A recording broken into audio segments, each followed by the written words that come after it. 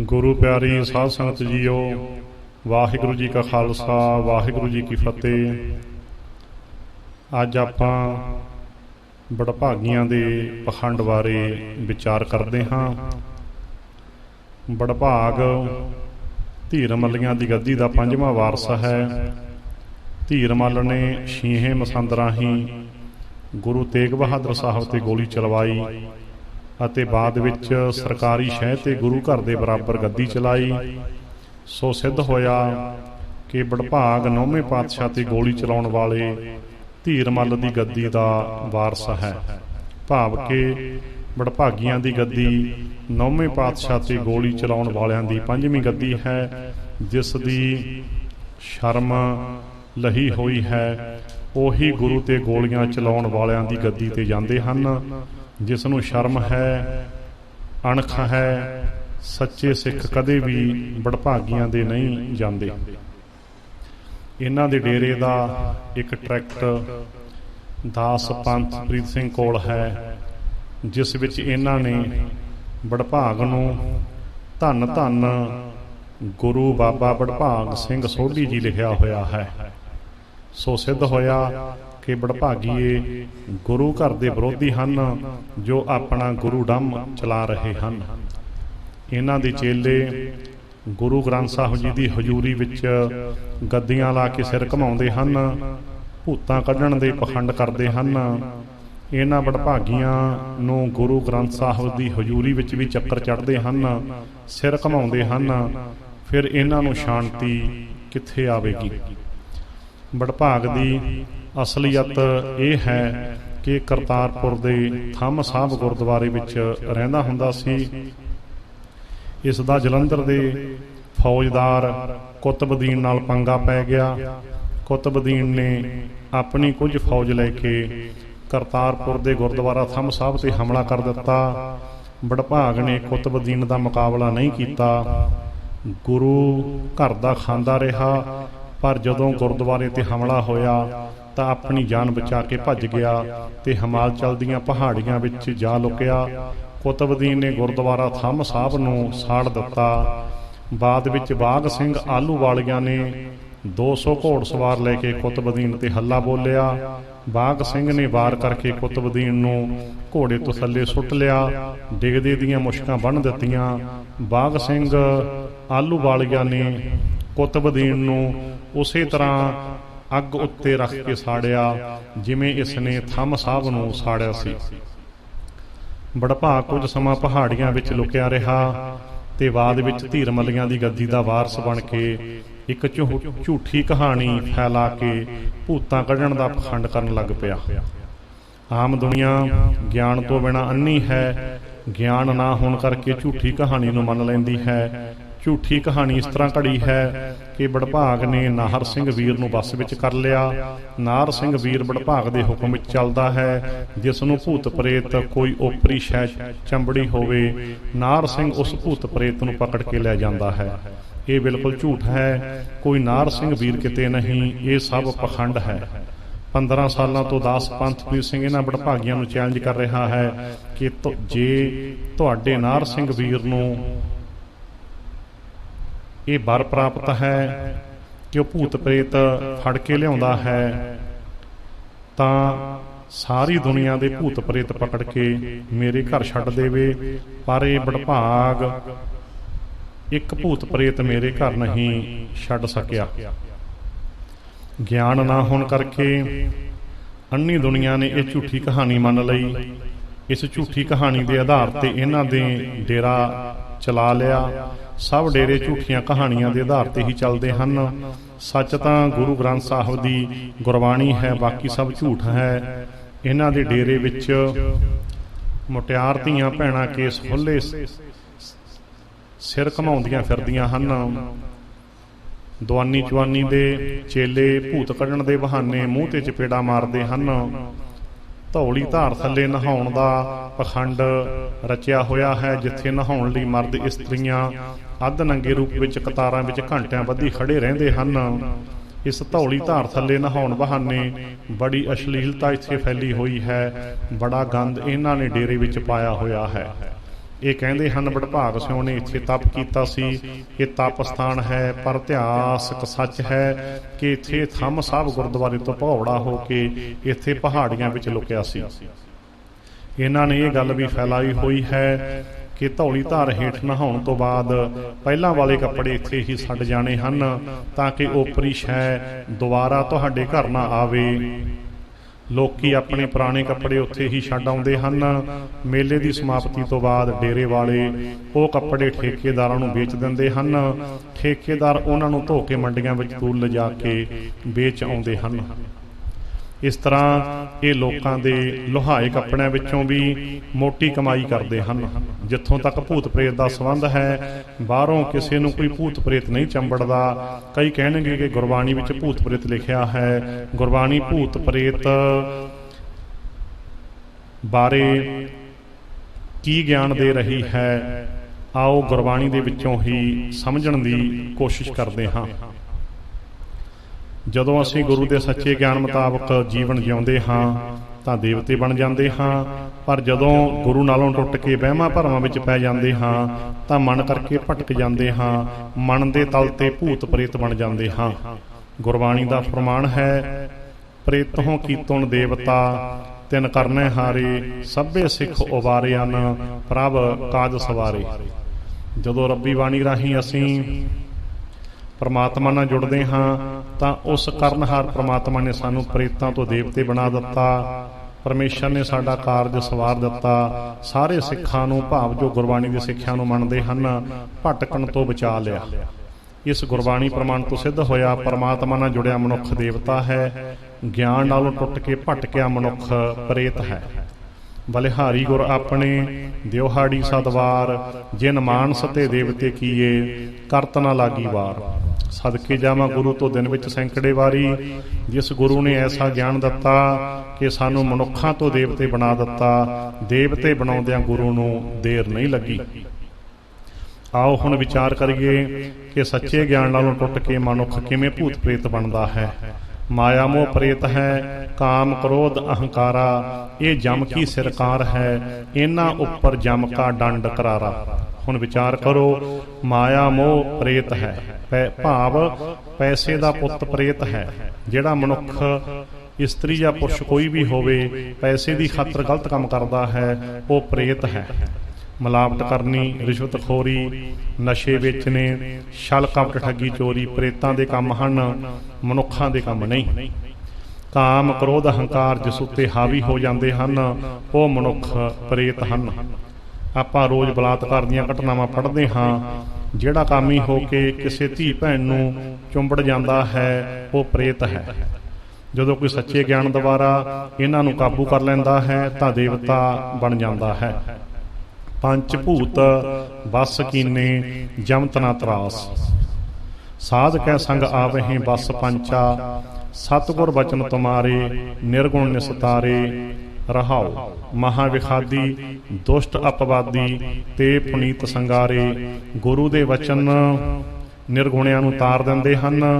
ਗੁਰੂ ਕੀ ਸੰਗਤ ਵਿੱਚ ਪੰਜੇ ਵਕਾਰ ਜੋ ਭੂਤ ਪ੍ਰੇਤ ਹਨ, ਮਹਾ ਵਿਖਾਦੀ ਭਾਵ ਮਹਾ ਝਗੜਾਲੂ ਹਨ, ਦੁਸ਼ਟ ਹਨ। ਅਪਵਾਦੀ ਭਾਵ ਖੇੜੇ ਕਾੜੇ ਕਰਨ ਵਾਲੇ ਹਨ, ਪਵਿੱਤਰ ਹੋ ਜਾਂਦੇ ਹਨ। ਸ਼ੁੱਧ ਕਾਮ ਇਸ਼ਕ ਹਕੀਕੀ ਭਾਵ ਰੱਬੀ ਪਿਆਰ ਹੈ। ਸ਼ੁੱਧ ਕ੍ਰੋਧ ਵੀਰ ਰਸ ਹੈ। ਸ਼ੁੱਧ ਲੋਭ ਸੱਚ ਦਾ ਵਪਾਰ ਹੈ। ਸ਼ੁੱਧ ਮੋਹ ਸਮਸਤ ਪ੍ਰਤੀ ਆਪਣਾਪਣ ਹੈ। ਸ਼ੁੱਧ ਹੰਕਾਰ ਆਤਮ ਵਿਸ਼ਵਾਸ ਹੈ। ਇਸ ਤਰ੍ਹਾਂ ਇਹ ਪੰਜੇ ਭੂਤ ਵਸ ਵਿੱਚ ਆ ਜਾਂਦੇ ਹਨ। ਆਪਣੀ ਸ਼ਕਤੀ ਦੀ ਸਹੀ ਵਰਤੋਂ ਕਰਨ ਵਾਲਾ ਦੇਵਤਾ ਹੈ, ਗਲਤ ਵਰਤੋਂ ਕਰਨ ਵਾਲਾ ਭੂਤ ਪ੍ਰੇਤ ਦੈਂਤ ਹੈ। ਕਬੀਰ ਜਿਹ ਘਰ ਸਾਧ ਨਾ ਸੇਵੀਐ, ਹਰ ਕੀ ਸੇਵਾ ਨਾਹੀਂ, ਤਿਹ ਘਰ ਮਾਰਹਟ ਸਾਰਖੇ, ਭੂਤ ਵਸੇ ਤਿਨ ਮਾਹੇ।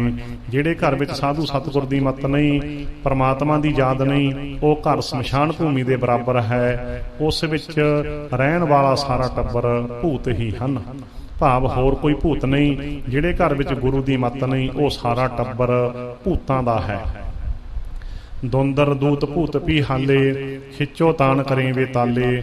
ਜਿਹੜੇ ਸ਼ਾਮ ਨੂੰ ਡਰਾਉਣੀਆਂ ਸ਼ਕਲਾਂ ਬਣਾ ਕੇ ਨਸ਼ਈ ਹੋ ਕੇ ਘਰ ਆਉਂਦੇ ਹਨ, ਆ ਕੇ ਪਰਿਵਾਰ ਨੂੰ ਰੋਹ ਮਾਰਦੇ ਹਨ, ਉਹ ਭੂਤ ਹੀ ਹਨ, ਭਾਵ ਨਸ਼ਈ ਭੂਤ ਹਨ।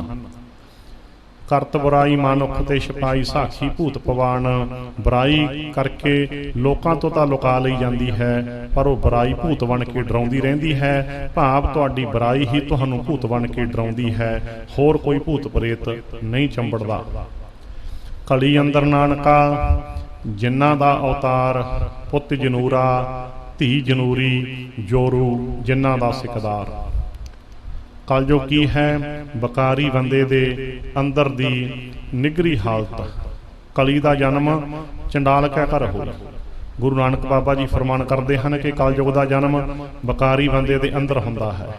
ਸੋ ਕਲੀ ਅੰਦਰ ਦਾ ਅਰਥ ਬਕਾਰਾਂ ਵਾਲੀ ਹਾਲਤ ਵਿੱਚ ਮਨੁੱਖ ਮਾਨੋ ਜਿੰਨ ਦਾ ਹੀ ਅਵਤਾਰ ਹੈ। ਘਰ ਦਾ ਮੁਖੀ ਬਕਾਰੀ ਹੋਵੇ ਤਾਂ ਧੀ ਪੁੱਤ ਵਿਗੜ ਕੇ ਜਨੂਰੀਆਂ ਜਨੂਰੇ ਬਣ ਜਾਂਦੇ ਹਨ। ਪੁੱਤ ਜਨੂਰਾ ਧੀ ਜਨੂਰੀ। ਜੋਰੂ ਜਿਨ੍ਹਾਂ ਦਾ ਸਿਕਦਾਰ, ਘਰ ਦੇ ਮੁਖੀ ਦੀ ਇਸਤਰੀ ਜਨੂਰੇ ਜਨੂਰੀਆਂ ਦੀ ਸਰਦਾਰ ਬਣ ਜਾਂਦੀ ਹੈ। ਭਾਵ ਵਿਕਾਰਾਂ ਵਿੱਚ ਗ੍ਰਸਤ ਟੱਬਰ ਜਿੰਨ ਜਨਨੀ ਜਨੂਰੇ ਜਨੂਰੀਆਂ ਦਾ ਹੀ ਹੈ। ਹਰ ਭਗਤ ਭਾਵਹੀਨ ਨਾਨਕ ਪ੍ਰਭ ਵਿਸਰਤ ਤੇ ਪ੍ਰੇਤਤ ਹੈ।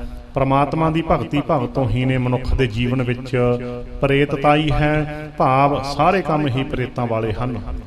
ਮ੍ਰਿਤਕ ਸਰੀਰ ਨੂੰ ਵੀ ਭੂਤ ਪ੍ਰੇਤ ਕਹਿ ਦਿੰਦੇ ਹਨ। ਜਿਤ ਦਿਨ ਦੇਹ ਬਿਨਸ ਸੀ ਤਿਤ ਵੇਲੇ ਕਹਿਸਨ ਪ੍ਰੇਤ। ਕਾਢੋ ਕਾਢੋ ਹੋਈ ਭੂਤ ਰਹਿਣ ਕਿਉ ਦੀਆ। ਚਰਨ ਕਮਲ ਸਿਉ ਲਾਗੋ ਹੇਤ ਖਿਨ ਮੈਂ ਬਿਨਸਿਓ ਮਹਾਪ੍ਰੇਤ। ਜਦੋਂ ਪ੍ਰਮਾਤਮਾ ਨਾਲ ਪਿਆਰ ਪੈ ਗਿਆ ਤਾਂ ਪਲ ਵਿੱਚ ਹੀ ਮਹਾਪ੍ਰੇਤ ਖਤਮ ਹੋ ਗਿਆ। ਭਾਵ ਮਨ ਦੀ ਭਟਕਣਾ ਖਤਮ ਹੋ ਗਈ। ਮਨ ਦੀ ਭਟਕਣਾ ਹੀ ਮਹਾਪ੍ਰੇਤ ਹੈ। ਬੀਤੇ ਸਮੇਂ ਨੂੰ ਵੀ ਭੂਤ ਕਹਿੰਦੇ ਹਨ। ਭੂਤ ਕਾਲ ਜਿਹੜਾ ਬੀਤੇ ਦੀਆਂ ਯਾਦਾਂ ਨੂੰ ਫੜੀ ਰੱਖਦਾ ਹੈ, ਜਿਹੜਾ ਬੀਤੇ ਦੀਆਂ ਯਾਦਾਂ ਨੂੰ ਫੜੀ ਰੱਖਦਾ ਹੈ, ਉਸ ਨੂੰ ਮਾਨੋ ਭੂਤ ਚੰਬੜਿਆ ਹੋਇਆ ਹੈ। ਆਉਣ ਵਾਲੇ ਸਮੇਂ ਦੀ ਕਲਪਨਾ ਪ੍ਰੇਤ ਵਿਰਤੀ ਹੈ। ਕਈ ਪਖੰਡੀ ਚਲਾਕੀ ਨਾਲ ਲੋਕਾਂ ਨੂੰ ਗੁੰਮਰਾਹ ਕਰਦੇ ਹਨ। ਸਾਡੇ ਇਲਾਕੇ ਵਿੱਚ ਇੱਕ ਪਖੰਡੀ ਭੂਤ ਨੂੰ ਬੋਤਲ ਵਿੱਚ ਬੰਦ ਕਰਨ ਦਾ ਪਖੰਡ ਕਰਦਾ ਸੀ। ਜਦੋਂ ਕਿਸੇ ਮਾਨਸਿਕ ਰੋਗੀ ਨੂੰ ਲੈ ਕੇ ਆਉਂਦੇ ਕਿ ਬਾਬਾ ਜੀ ਇਸ ਨੂੰ ਭੂਤ ਚੰਬੜਿਆ ਹੈ, ਤਾਂ ਪਖੰਡੀ ਬਾਬਾ ਆਪਣੇ ਚੇਲੇ ਨੂੰ ਕਹਿੰਦਾ, ਜਾ ਬੋਤਲ ਚੁੱਕ ਕੇ ਲਿਆ, ਭੂਤ ਨੂੰ ਬੋਤਲ ਵਿੱਚ ਬੰਦ ਕਰੀਏ।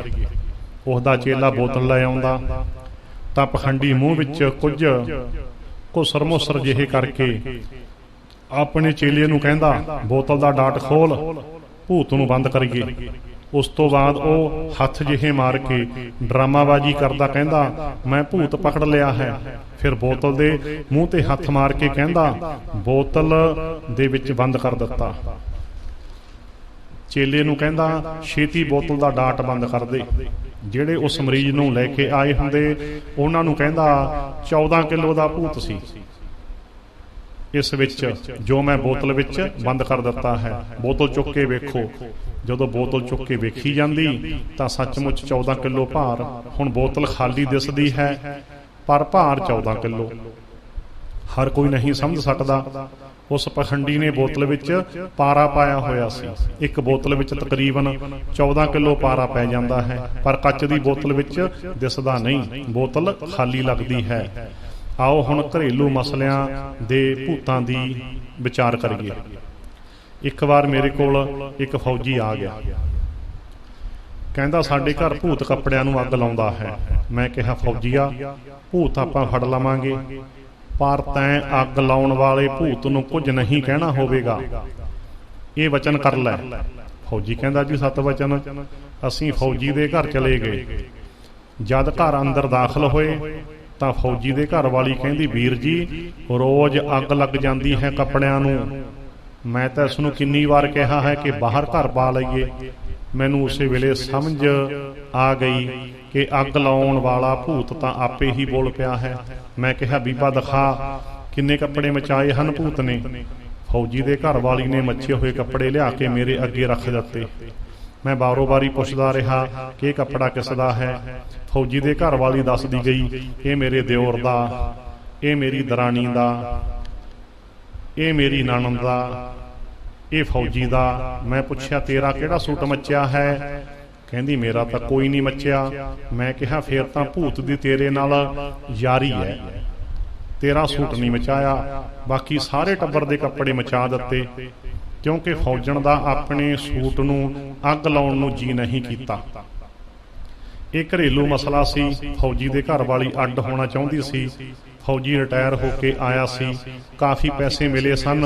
उसने सोचा किते सांझे घर विच पैसे खर्च ना हो जाण, सो उसने कपड़ियां नूं अग लाउणी शुरू कर दित्ती। एक बार एक बीबी आई, कहंदी भूत साडे आटे विच रंग पाउंदा है। मैं उस घर चला गया। मैं पुछया किहड़ा किहड़ा रंग आटे विच पैंदा है। एक बीबी ने दस दिता, लाल, हरा, पीला, नीला। मैं कहा तुसीं इस वारी दरियां बुणियां हन? घर दीयां बाकी बीबियां कहंदियां हाँ। मैं कहा दिखाओ। उन्होंने दरियां दिखा दित्तियां। दरियां दे ओही रंग सन जिहड़े आटे विच पैंदे सन, भाव ओ रंग उन्हां दे घर विचों ही कोई बीबी पाउंदी सी। घरेलू मसला सी अड होण दा।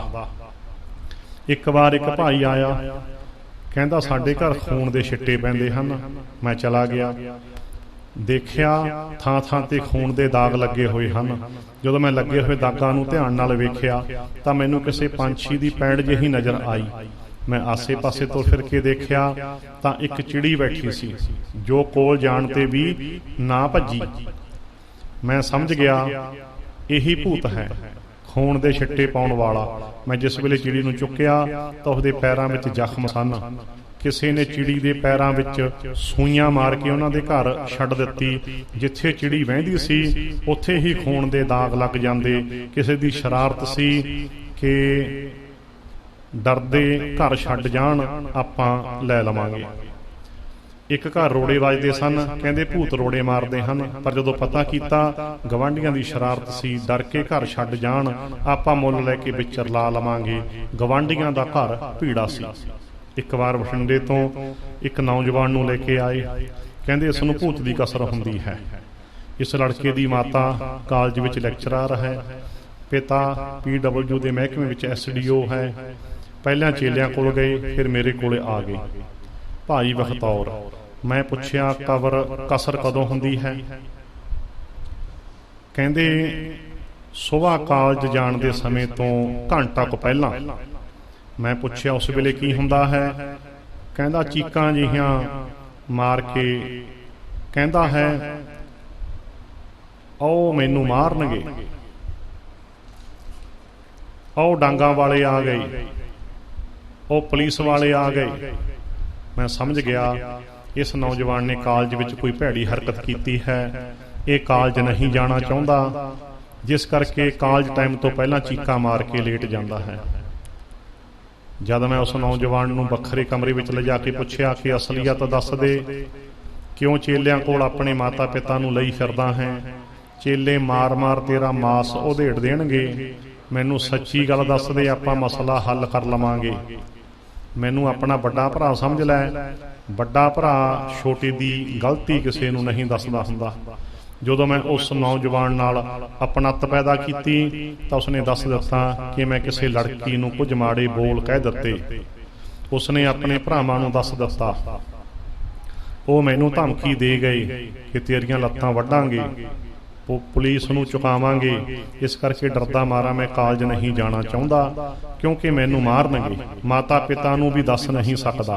फिर दास ने लड़की दे माता पिता नूं मिल के लड़के तो माफ़ी मंगवाई, मसला हल किया। उस तो बाद वो नौजवान कालज जान लग पिया। एक माता अपनी नूंह लैके आई, कहंदी इस नूं भूत दी कसर हुंदी है।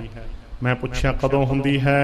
कहंदी जदों गोहा सुट्टण जांदी है तां रूड़ी तो कोई भूत चंबड़ जाता है, उत्थे ही चीख जही मार के डिग पैंदी है। मैं समझ गया कि की कारण है। मैं पुछया तेरी धी भी है? कहंदी हाँ। मैं कहा गोहा दोवें नणद भरजाई सुटदियां हन जां अकली? माता कहंदी पहलां मेरी कुड़ी ही गोहा सुटदी सी, ते जिस दिन दा मुंडा विआहिया है हुण ये सुटदी है। मैं कहा दोवें नणद भरजाई रल के सुट लिया करन, रूड़ी तो भूत चंबड़नों हट जावेगा। घरेलू मसला सी, अकली नूं गोहा सुट्टण लाई रख दे। उसने तरीका लभ लिया, पहले गेड़े ही चीक जही मार के लेट जांदी, मगरों उसदी नणद गोहा आपे सुटदी। ये सिक्ख्या सारे परिवार लैण। अकली नूंह ते सारा काम दा बोझ नहीं पाउणा चाहीदा, रल के करना चाहीदा है, नहीं तां रूड़ी तो भूत चंबड़ेगा। ਪਿਛਲੇ ਸਮਿਆਂ ਵਿੱਚ ਕਹਿ ਦਿੰਦੇ ਸਨ ਕਿ ਡੂੰਘੇ ਕੱਚੇ ਖੂਹਾਂ ਵਿੱਚ ਭੂਤ ਰਹਿੰਦੇ ਹਨ। ਫਲਾਣੇ ਪਿੰਡ ਇੱਕ ਕਿਸਾਨ ਖੂਹ ਵਿੱਚ ਵੜਿਆ, ਭੂਤਾਂ ਨੇ ਉਸ ਦਾ ਗਲ ਘੁੱਟ ਦਿੱਤਾ। ਜਦ ਗਿਆਨ ਆ ਗਿਆ ਤਾਂ ਪਤਾ ਲੱਗ ਗਿਆ ਕਿ ਡੂੰਘੇ ਕੱਚੇ ਖੂਹਾਂ ਵਿੱਚ ਕਾਰਬਨ ਡਾਈਆਕਸਾਈਡ, ਕਾਰਬਨ ਮੋਨੋਆਕਸਾਈਡ ਆਦਿ ਗੈਸਾਂ ਬਣ ਜਾਂਦੀਆਂ ਹਨ। ਗੈਸ ਨਾਲ ਗਲ ਘੁੱਟਿਆ ਜਾਂਦਾ ਹੈ ਤੇ ਮੌਤ ਹੋ ਜਾਂਦੀ ਹੈ।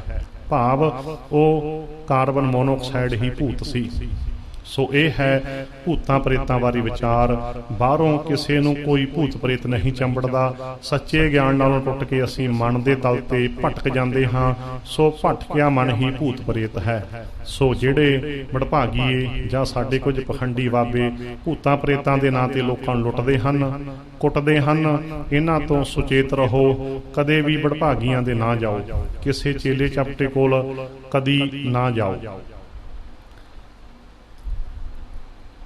ਜਿਹੜੇ ਅੱਜ ਵਡਭਾਗੀਏ ਪੰਜੇ ਜਥੇਦਾਰਾਂ ਦੀ ਫੋਟੋ ਲਾ ਕੇ ਅਖਬਾਰਾਂ ਦੇ ਵਿੱਚ ਇਸ਼ਤਿਹਾਰ ਦੇ ਰਹੇ ਹਨ ਕਿ ਦੇਖੋ ਅਸੀਂ ਪੰਥ ਵੱਲੋਂ ਪ੍ਰਮਾਣਿਤ ਹਾਂ। ਅਸਲ ਗੱਲ ਇਹ ਹੈ ਕਿ ਕੁਝ ਸਮਾਂ ਪਹਿਲਾਂ ਵਡਭਾਗ ਦੇ ਡੇਰੇ ਦਾ ਮੁਖੀ ਸਵਰਨਜੀਤ ਸਿੰਘ ਅਕਾਲ ਤਖ਼ਤ ਸਾਹਿਬ ਤੇ ਗਿਆ।